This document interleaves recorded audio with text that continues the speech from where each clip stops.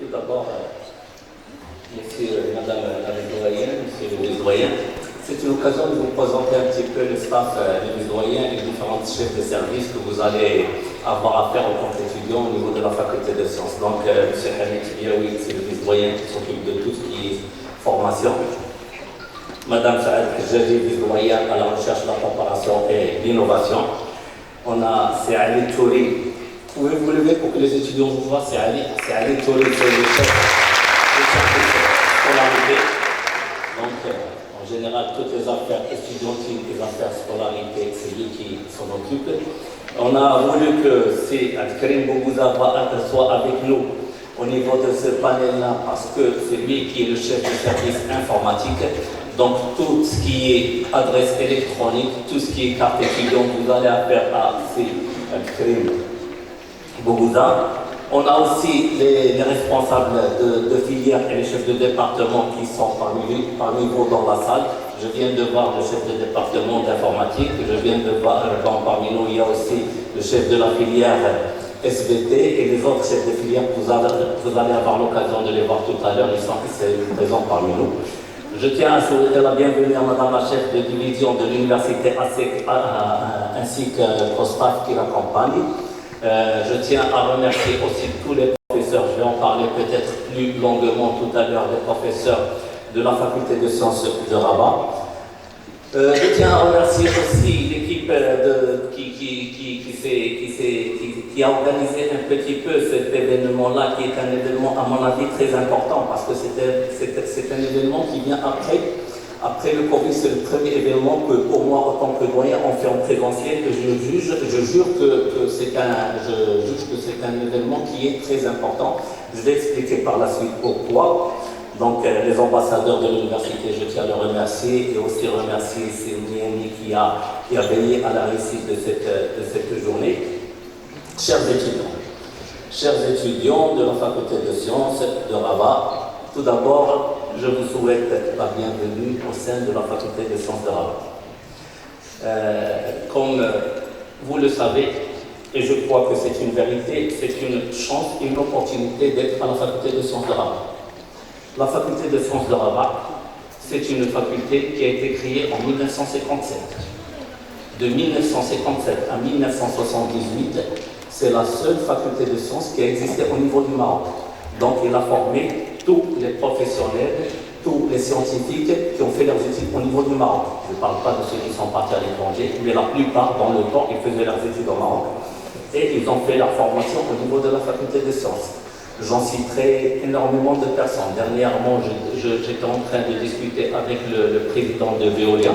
Veolia, c'est le grand groupe qui s'occupe de tout ce qui est eau et environnement. C'est un étudiant de la faculté des sciences de Rabat. On a l'ancien ministre Amzazi qui était ici à la faculté des sciences de Rabat, qui était étudiant. Après, il a fait le vice-doyen, doyen, puis président et ministre. On a Serman Fassiferi, qui est un pur produit de la faculté des sciences de Rabat, qui est le secrétaire perpétuel de l'Académie Hassan II des sciences et techniques. On a des gens qui sont primés. Parmi les profs que vous avez et qui vont vous assurer des cours, on a des profs qui ont été primés hier par le LCD Award, c'est-à-dire qu'ils sont parmi les meilleurs profs au niveau du Maroc. Hier, on a assisté à la consécration de deux professeurs de la faculté de sciences de Rabat. On a des professeurs de la faculté de sciences de Rabat qui sont dans des académies internationales de sciences. On a des profs qui sont parmi les meilleurs profs au niveau. On a deux profs femmes à la faculté de sciences de Rabat qui sont les meilleurs scientifiques au niveau des pays arabes et des pays africains.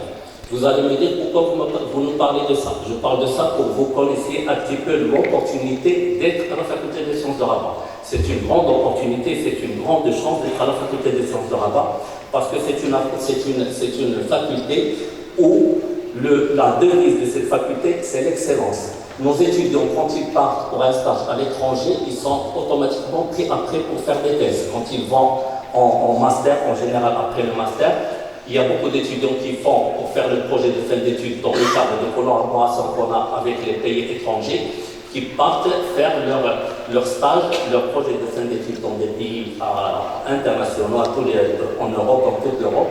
En général, ils sont bien pris et ils sont demandés, et puis ils arrivent à avoir des thèses, à avoir des post-docs, et donc on a une formation de grande qualité. Donc, par rapport à ça, je dis et je répète que vous avez une grande chance à la faculté des sciences de Rabat, une grande chance que vous devez saisir.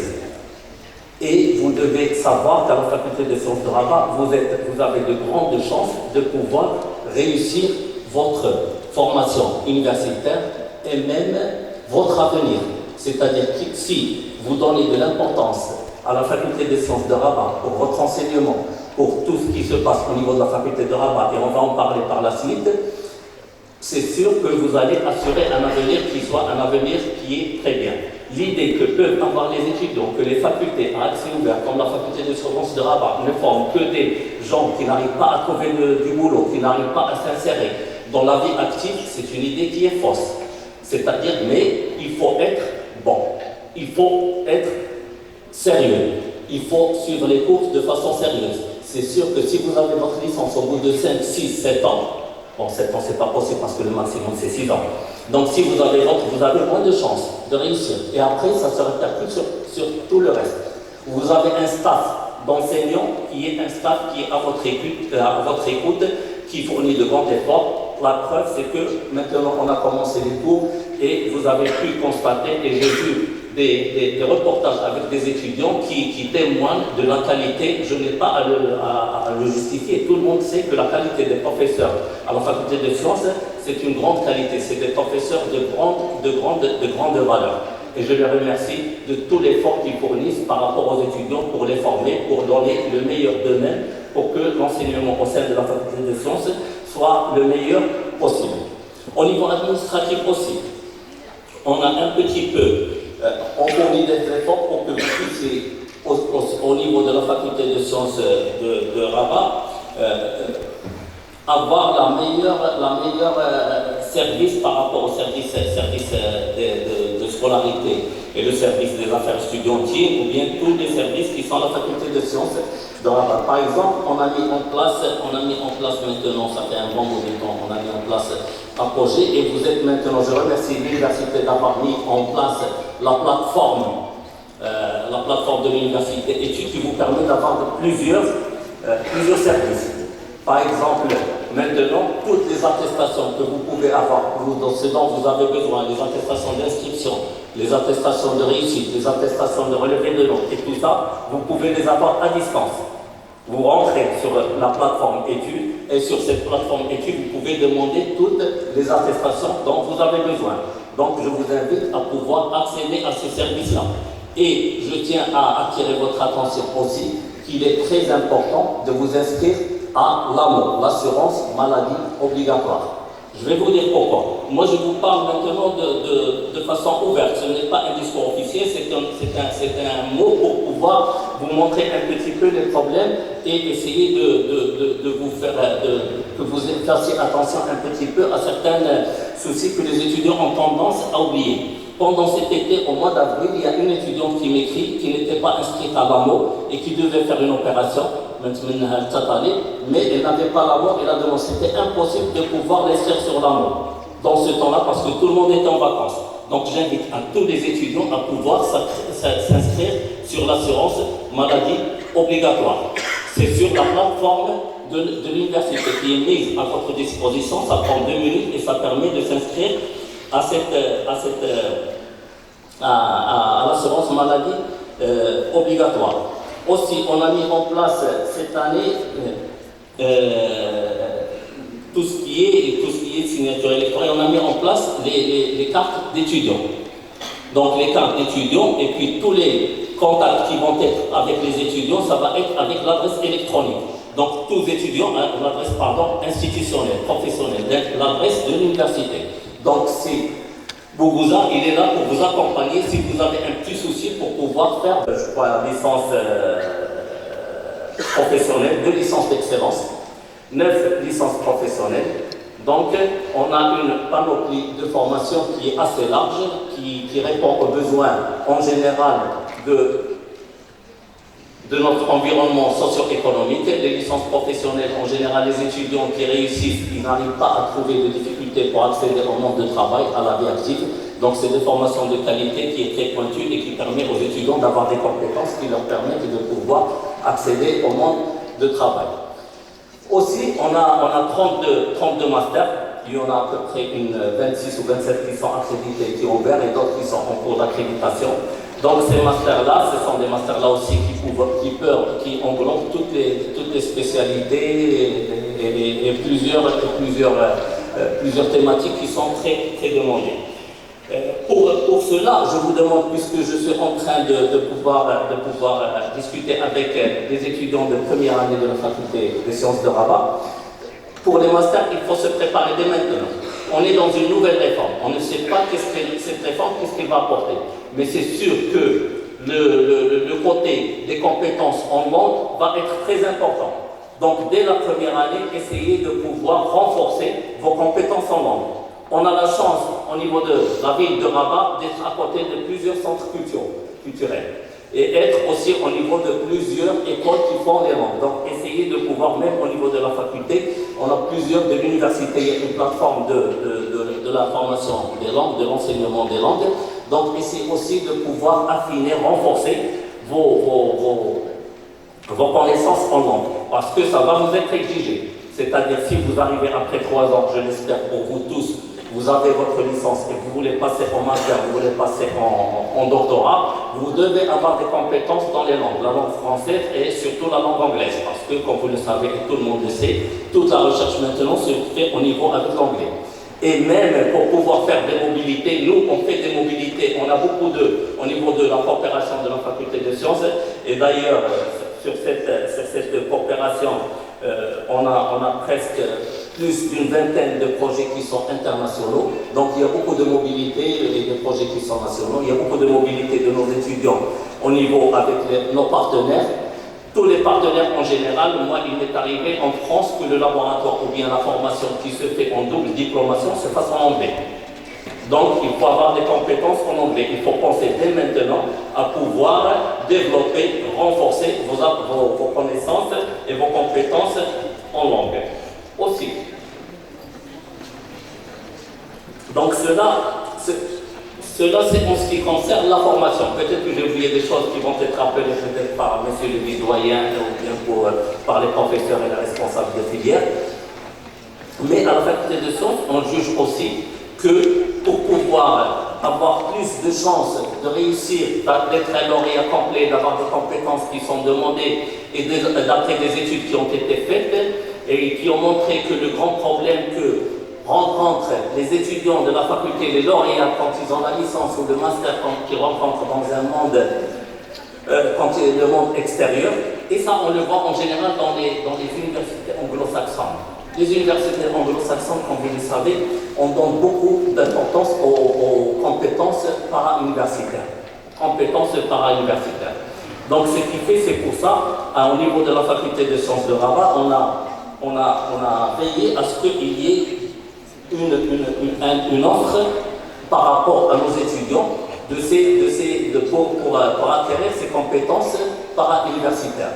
On a 7 clubs qui existaient déjà et qu'on a renforcés et qu'on a aussi restructuré ces clubs. Je parle du club de robotique, nouvelles technologies, l'astronomie, je vois avec nous le grand expert en astronomie, c'est Mustafa Bouster. Les gens qui s'occupent de l'astronomie, il voit un petit peu tout ce qu'il fait, sa chaîne YouTube et ainsi de suite.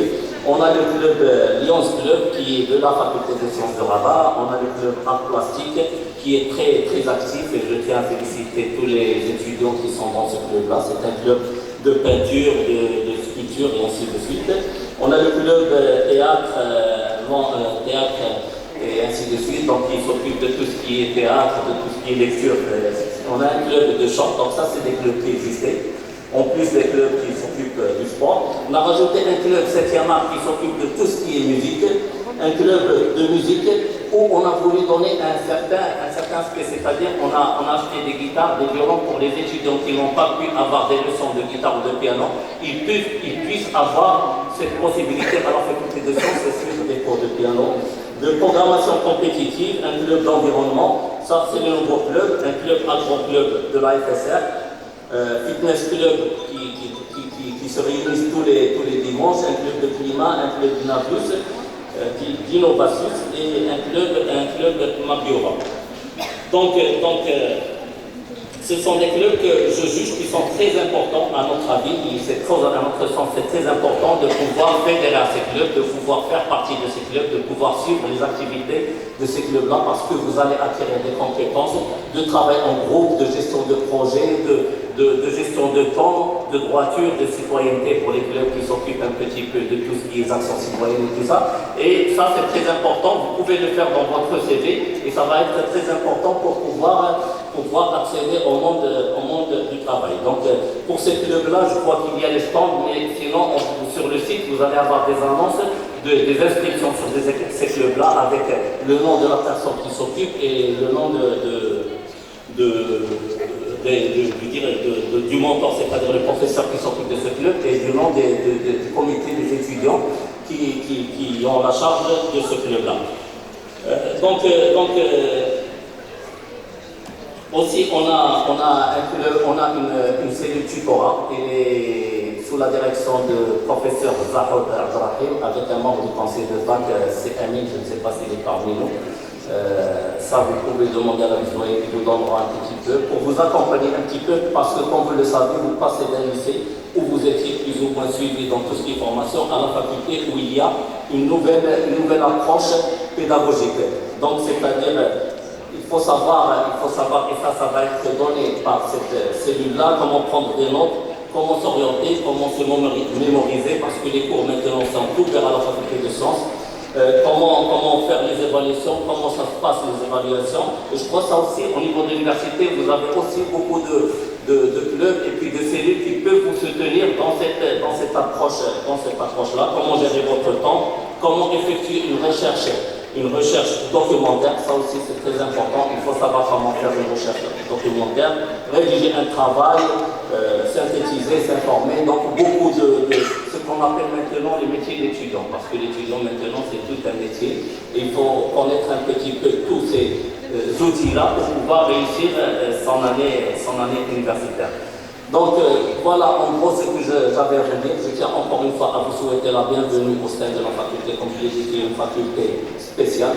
L'amphi dans lequel vous vous trouvez maintenant, c'est un amphi où il y a eu les premières réunions du Parlement marocain, c'est-à-dire en 62, les parlementaires, ils étaient là pour débattre des problèmes de la nation et du pays. C'est une faculté où on a beaucoup de professeurs qui ont de grandes qualités, presque tous les professeurs qui fournissent un grand effort pour vous. J'espère que vous allez être à la hauteur de ces efforts-là et travailler. Et puis tout le staff administratif de la faculté de sciences, il est là pour pouvoir vous accompagner et vous soutenir dans tout ce que vous allez entretenir et je vous souhaite la meilleure formation. Ce n'est pas une formation technique, c'est une formation générale que je veux que vous ayez au niveau de la faculté de sciences. Il y a tout ce qui est scientifique et technique, mais au-delà de ça, il y a toutes les autres compétences que vous devez acquérir et qu'on met à votre disposition à la faculté de sciences. Je profite de cette occasion pour encore une fois remercier tous les historiens, tous les services administratifs, les chefs de département, les responsables des filières, tous les professeurs de la faculté de sciences de Rabat pour les efforts qu'ils fournissent pour que la faculté de sciences reste la première faculté. Vous êtes en train de la première faculté de sciences. On fait plus de 1000 articles par an, les 1/10 de la production nationale. Il y a certaines universités qui ne produisent pas autant que la faculté de sciences. On a à peu près 200 thèses par an, à peu près une thèse tous les jours, elle est soutenue à la faculté de sciences de Rabat. Donc tout ça, ça montre la place de la faculté de sciences de Rabat, que maintenant vous faites partie et vous devez agir de telle façon pour qu'elle garde cette place et ce rayonnement. Merci et j'espère que nous pourrons faire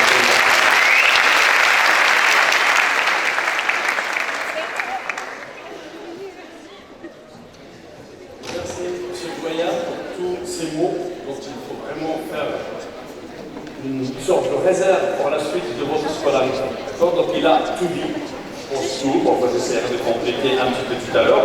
Les collègues, donc chaque filière va justement partir dans les différents amphis qu'on vous a indiqués pour qu'ils soient encore mieux renseignés sur leur propre filière, sur le système d'enseignement, sur le système d'évaluation et justement savoir un petit peu se comporter au sein de l'établissement.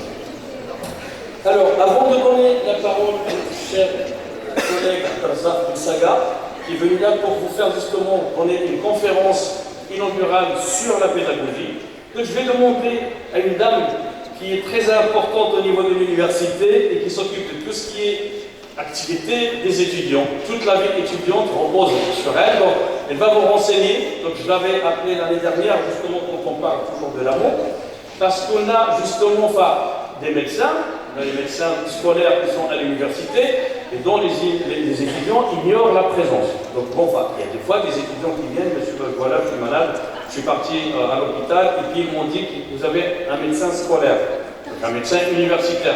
Voilà, donc elle va nous parler un petit peu de tout cela. Donc j'appelle Madame Ihsan Mansouri.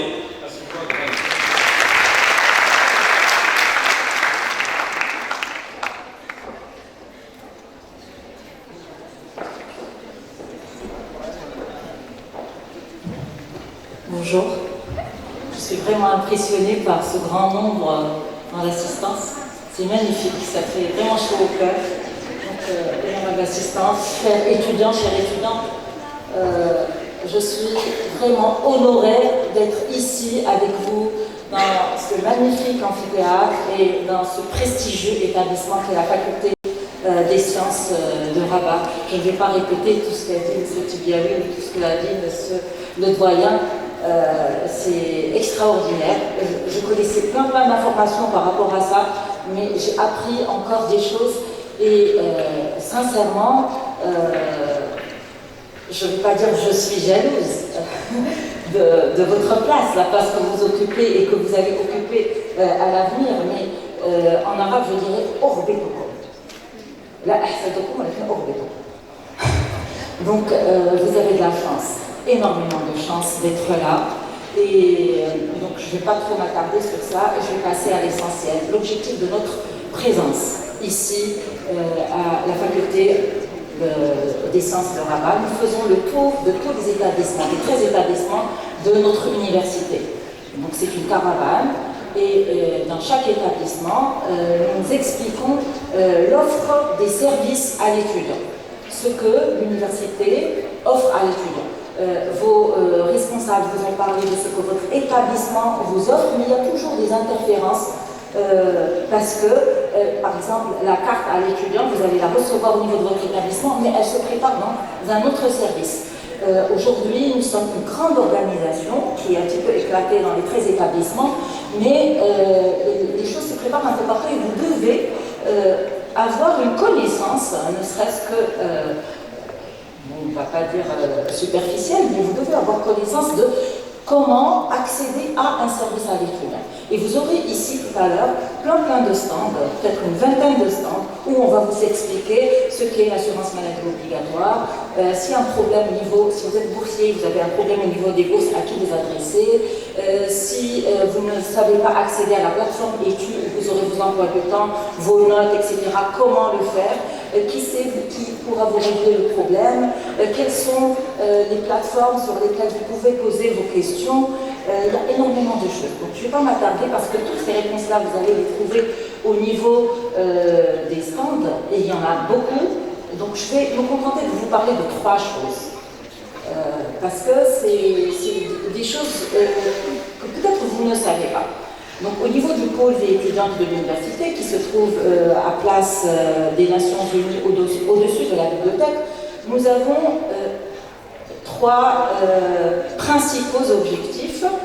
Donc les services ne sont pas qu'à ce niveau-là, mais ce sont de grands objectifs et ce sont nos missions. Je vais vous parler de la mission de la CENICER, c'est une cellule d'accompagnement à la réussite. Votre doyen a parlé tout à l'heure d'excellence. C'est votre devise au niveau de... Et vous devez la porter. C'est un flambeau qu'on met entre vos mains et vous devez continuer le chemin de ceux qui vous ont précédés. C'est très très important. Donc si pendant les 6 premiers mois de vos études, vous commencez à fatiguer, vous pensez que vous ne suivez plus, vous pensez que vous êtes en décrochage, que les premières notes ne sont pas satisfaisantes et vous pensez que c'est trop difficile pour vous, pensez à la cellule d'accompagnement à la réussite. Il y a des personnes qui peuvent vous écouter, des coachs qui peuvent vous accompagner. Il y a le tutorat ici au niveau de votre établissement. Mais il y a également des problèmes qui des fois ne sont pas dans la spécialité et qui sont peut-être psychologiques. Et donc il y a des personnes qui peuvent vous écouter, il y a des coachs, il y a des psychologues et il y a des accompagnements collectifs et individuels au niveau de la cellule d'accompagnement à la réussite sur laquelle vous allez avoir des informations au niveau des stands. La deuxième chose dont je voulais vous parler, c'est toujours cet esprit d'excellence dont vous a parlé votre doyen. L'esprit E égale à MC puissance 4.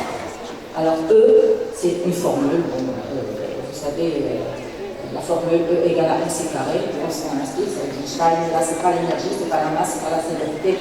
Le E c'est excellence et M c'est motivation. Et là quand on vous parle, donc depuis tout à l'heure on est en train de vous parler, mais rien ne se produira de tout ce qu'on espère, nous, si vous n'avez pas la motivation. Une motivation intrinsèque, une motivation qui vient de vous, pas une motivation qui vous a été impulsée par vos parents ou vos enseignants. Vos enseignants auront beau parler, vos parents auront beau parler, si vous ne décidez pas vous-même d'être excellent, vous ne le serez pas. Il faut le décider vous-même, il faut être motivé de façon intrinsèque. Donc la motivation intrinsèque plus 4 C. Le premier C, c'est la compétence technique que vous allez avoir dans votre spécialité, votre département, dans votre filière. Donc il faut la chercher auprès de vos enseignants, dans les labos, dans les TD, les TP, etc. C'est là où vous allez chercher la technicité pour être bon dans votre domaine. Et puis, ce n'est pas suffisant pour être excellent. Il faut pouvoir savoir se vendre par la suite, sur le marché d'emploi, dans le domaine de la recherche, etc. Donc il va falloir parler de vous à l'écrit et à l'oral. Et le deuxième C est la compétence communicationnelle. Donc cette compétence communicationnelle, des fois, ça ne s'enseigne pas dans les cours. Vous avez des cours dans les troncs communs, mais des fois, le nombre d'heures n'est pas suffisant et les effectifs sont grands. Donc il faut chercher. Il y a plein de services au niveau de l'université qui peuvent vous former à la communication. Il faut juste chercher. Il faut être proactif. C'est à vous d'aller vers l'information et la chercher pour trouver les moyens de s'entraîner et d'acquérir la compétence. Le troisième C est la culture générale. Parce que même si on est techniquement bon, si on communique très bien, si on n'a pas de la culture générale, on ne pourra pas parler sport, parler politique, parler, parler astronomie pour ceux qui ne sont pas dans le club d'astronomie, parler. Donc, il faut de l'éclectisme, pouvoir parler un peu de tout et de rien quand on est hors spécialité. On n'est pas avec des personnes qui sont de notre spécialité. Donc, la culture générale, c'est pas trop tard, même pour ceux qui n'aiment pas la lecture. Il y en a qui n'aiment pas la lecture aujourd'hui. Il y a, à mon avis, que 9% des étudiants aujourd'hui qui vont vers les livres. Aujourd'hui, tous les moyens multimédia ont fait qu'on touche de moins en moins au livre format papier.